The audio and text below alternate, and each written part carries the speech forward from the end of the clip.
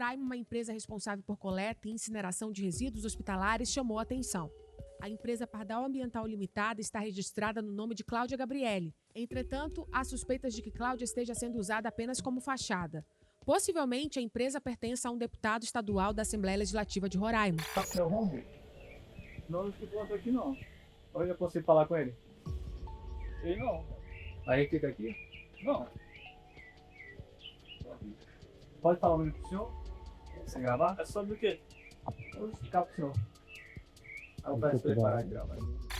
As perguntas que ficam são: a quem pertence a Pardal Ambiental? E que fim esses resíduos hospitalares levam após deixarem as unidades de saúde?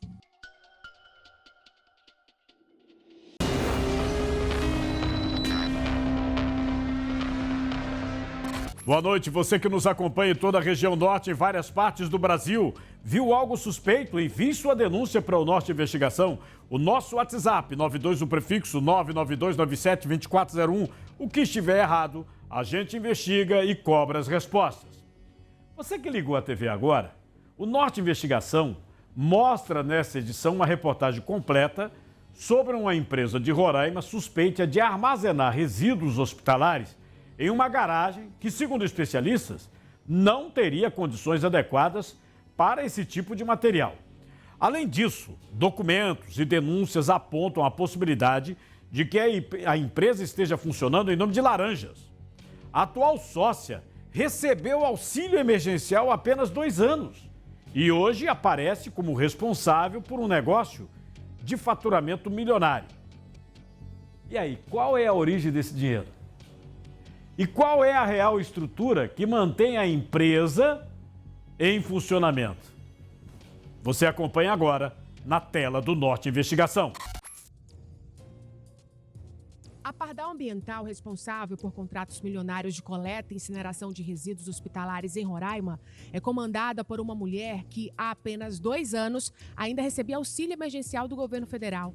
Até então, Cláudia Gabriele trabalhava como assistente administrativa na Sony da Amazônia, em Boa Vista, um cargo comum, distante da realidade de quem costuma dirigir uma empresa de alto faturamento e envolvida em contratos públicos.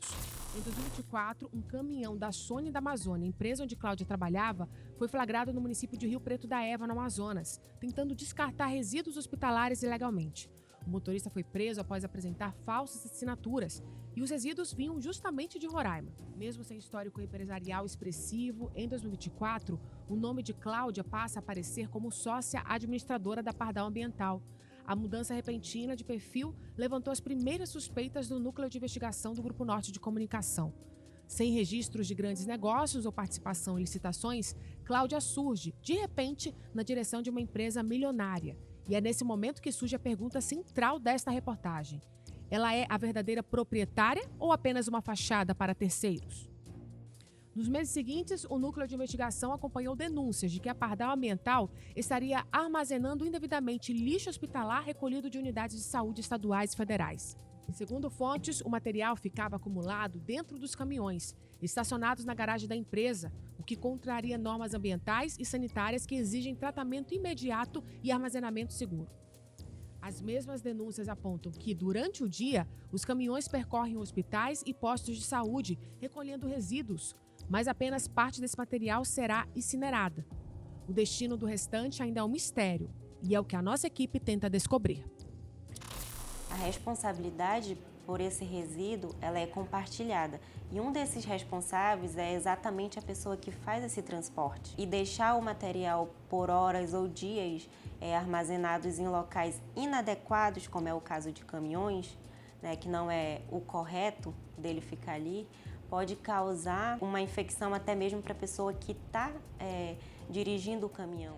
Essa contaminação ela pode chegar a um ponto gravíssimo, né, de contaminar todos que estão ali nesse meio, né, ao redor disso, que tem o contato com o caminhão, com o resíduo, porque até mesmo dentro do caminhão precisa manter normas, né, de como você está armazenando lá dentro, porque não é só pegar o resíduo e colocar dentro do caminhão, eles têm que ir em embalagens próprias para isso, né? No primeiro dia em que nossa equipe passou a acompanhar discretamente a rotina da Pardal Ambiental, o caminhão responsável pela coleta de lixo hospitalar percorreu diversas unidades de saúde e, ao final do trajeto, voltou direto para a garagem da empresa sem qualquer movimentação que indicasse o processo de incineração. No segundo dia, o mesmo padrão se repetiu. Novos resíduos foram recolhidos, acondicionados no mesmo caminhão e novamente levados para dentro da garagem. Diante desse comportamento repetido, surge a pergunta que precisa ser respondida pelos responsáveis. Se o material não está sendo incinerado, para onde ele está sendo levado? A conduta observada contrasta com normas sanitárias e ambientais que exigem transporte direto e tratamento imediato de resíduos infectantes. O descarte hospitalar, vale ressaltar que ele tem uma responsabilidade compartilhada, né? Ele vem desde a pessoa que gera, a pessoa que transporta e a pessoa que faz a sua destinação final. E todos eles têm que seguir normas ambientais e sanitárias extremamente rigorosas. No Brasil, a gente tem a Política Nacional de Resíduos Sólidos, onde ela diz todos os nossos direitos e deveres, tanto quanto consumidores como geradores de resíduos. E vale ressaltar também que qualquer falha em uma dessas etapas gera, no final, um dano extremamente preocupante para a sociedade e para o nosso meio ambiente. Durante a apuração, nossa equipe foi intimidada por 2 homens que se aproximaram e tentaram interromper as gravações. A tentativa ocorreu justamente enquanto investigávamos pontos citados nas denúncias, em horários considerados sensíveis por quem conhece a rotina da empresa. Você vai conversar comigo ou vai conversar com a pessoa que está aqui? Não, mas você Não, só chegou alterado aqui. Só chegou alterado. A gente vai conversar? Você tem que saber se posicionar. Chegue aqui e a gente... pode explicar agora. Eu não tenho nada para explicar para vocês, já acabei de falar, nós somos uma equipe de jornalistas que vamos fazer um procedimento investigativo, só isso, senhor. O senhor é de qual empresa? Eu sou da Pardal. Pronto. Na Pardal a gente já foi diversas vezes e nunca tem ninguém lá. Diversas vezes. Sim, mano, vai lá que vocês encontram. Além das suspeitas ambientais, há fortes indícios de que Cláudia não seja proprietária real da Pardal Ambiental. Informações obtidas pela reportagem indicam que a empresa pertenceria, na verdade, ao deputado estadual Neto Loureiro e que o pai dele atuaria como administrador de fato. Nossa eleição não foi fácil. Quando a gente entrou aqui em 2018, Coronel Chagas, muitos falavam, esse deputado é só de um mandato. Entrei com 23 anos, fiz 1.600 votos. E eu fico muito grato pela população de Roraima ter reconhecido o nosso trabalho. Fomos até a garagem da empresa em busca do pai do parlamentar, mas fomos informados que ele não estava no local. Sabe o que é o rombo? Não se planta aqui não. Hoje eu posso ir falar com ele? Ele não. Aí ele fica aqui? Não. Pode falar um minuto pro senhor? Você gravar? É sobre o quê? Eu vou explicar pro senhor. Aí eu peço pra ele parar de gravar. Nessa semana, moradores do bairro São Vicente, em Boa Vista, denunciaram a presença de seringas com agulhas em um terreno baldio na Avenida Venezuela. O material encontrado em grande quantidade, misturado a outros resíduos, estava jogado diretamente no chão, sem qualquer contenção. A cena causou preocupação entre moradores que temem riscos de contaminação e questionam a origem dos resíduos. A reportagem procurou o deputado Neto Loureiro e o pai dele, mas até o fechamento desta edição, nenhum deles retornou nossos contatos. As denúncias levantadas por esta reportagem expõem riscos ambientais, possíveis irregularidades na destinação de resíduos hospitalares e dúvidas importantes sobre quem realmente controla uma empresa que movimenta milhões de reais em contratos públicos. Agora, esperamos respostas. Órgãos responsáveis pela fiscalização ambiental, sanitária e pela transparência de contratos públicos, como a Vigilância Sanitária, o Ministério Público Estadual, o Ministério Público Federal e as polícias civil e federal, têm elementos suficientes para aprofundar o que foi revelado aqui. Enquanto essas respostas não chegam, a população segue exposta. E o destino de parte do lixo hospitalar recolhida diariamente em Roraima continua sendo um mistério que precisa ser esclarecido. A minha opinião é que isso é uma coisa desprezível, porque além da agressão à natureza, você ainda corre o risco de causar acidentes com pessoas, com crianças, com idosos, entendeu? Então, assim, eu acho isso uma prática desprezível. Até mesmo em casa, você tem que tomar cuidado. Por exemplo, lá em casa a minha irmã é diabética, então ela usa agulha. A gente faz as garrafinhas de água mineral para depositar as agulhas. Aí quando enche a gente descarta, porque aí a agulha está protegida. Caco de vidro, lá em casa a gente sempre embala com papel, com plástico, para ver se não está furando. Bom, o que eu acho sobre isso principalmente é que tu vê, por exemplo, diversas crianças, principalmente nas partes mais periféricas da cidade, que brincam por aí, e elas podem se machucar, podem até se ferir com esses instrumentos, muitas vezes de material cirúrgico, como você disse, né? E podem até vir a contrair doenças e coisas do tipo. Então, é crime esse descarte irregular e tem que ser feito realmente uma fiscalização eficiente do governo para que tudo seja descartado da forma correta. É fundamental que o Ministério Público, as polícias, civil, federal, os órgãos de fiscalização ambiental apurem esse caso e com urgência. Você acompanhou aí. Durante 2 dias, a nossa equipe registrou caminhões da Pardal Ambiental retornando para a garagem ainda com resíduos hospitalares. Se esses materiais não estão sendo incinerados, como determina a lei, é preciso saber para onde estão indo.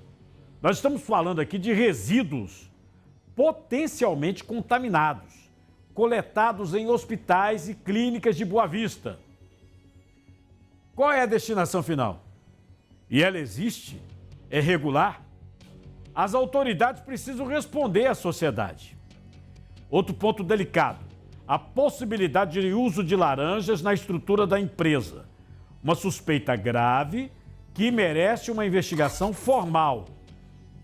Quem financia? De onde vem o capital? Como uma pessoa que recebia auxílio emergencial em 2022 passou a controlar um contrato milionário? A Polícia Federal, a Receita Federal devem apurar com urgência essas evidências apresentadas na reportagem. Há também a menção em denúncias de que um parlamentar poderia ser a pessoa que teria relação com essa empresa. Nós não estamos afirmando.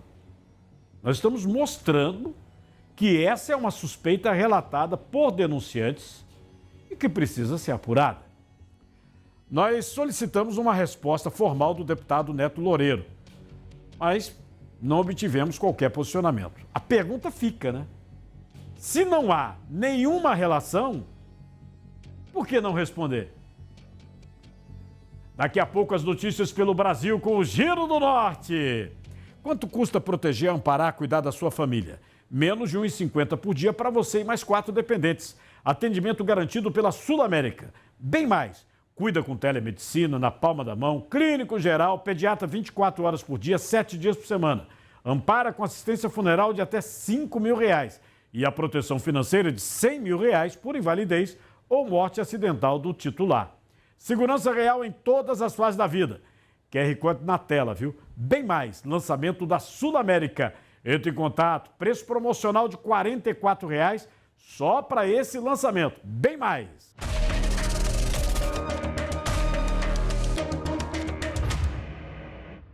A leoa que matou um jovem no Parque Arruda Câmara, o zoológico da Bica, que fica em João Pessoa, capital paraibana, foi liberada pela equipe de veterinários do zoológico e retornou ao recinto nesta quinta-feira. O animal estava em uma área restrita para avaliação por causa do estresse que toda a situação causou após atacar Gerson de Melo Machado, de 19 anos, no último domingo. O homem possuía problemas mentais e também várias passagens pela polícia. Ele escalou um muro de 6 metros, ultrapassou grades de proteção e depois utilizou o tronco de uma árvore até invadir o espaço do animal. Ele foi atacado e morreu ainda no local. O corpo dele foi sepultado na última segunda-feira.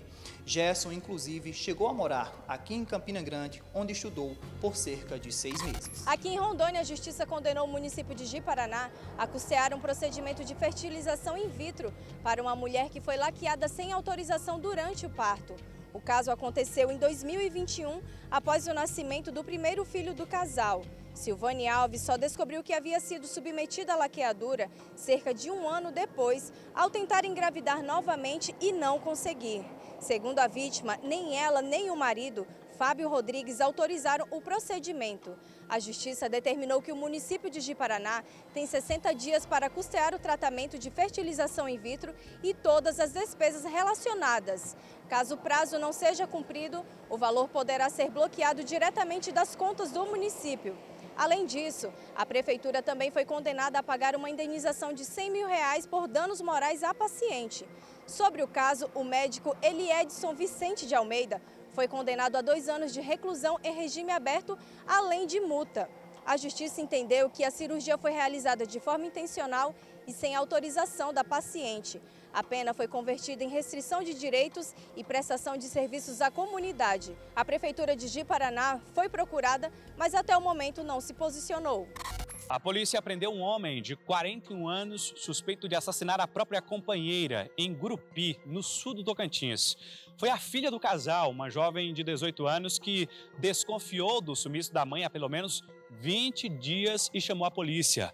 Olha, a jovem, ela foi até a casa da vítima, chegou lá, o pai dela contou que a mãe tinha morrido por causa de uma overdose após uma bebedeira e que o corpo de Maísa Rodrigues Fernandes, de 35 anos, tinha sido recolhido por uma funerária e sepultado sem velório. A jovem desconfiou da versão do pai e acabou chamando a polícia. Para as autoridades, o suspeito de 41 anos até chegou a falar da versão da overdose, mas depois disso ele acabou confessando o crime. Disse que Maísa foi morta durante uma briga entre os dois na própria casa e que ele chegou a ficar pelo menos 24 horas com o corpo da mulher dentro da residência. Inclusive, os 3 filhos do casal, 3 menores, acabaram vendo o corpo da mulher aí dentro dessa casa. O homem ainda chegou a enterrar o corpo de Maísa bem próximo a um córrego, numa região de mata em Gurupi. Os restos mortais foram encontrados pelo Corpo de Bombeiros. Depois disso, o corpo de Maísa foi levado para o Instituto Médico Legal de Gurupi, onde passou por exames. O homem ele foi preso em flagrante por feminicídio e ocultação de cadáver.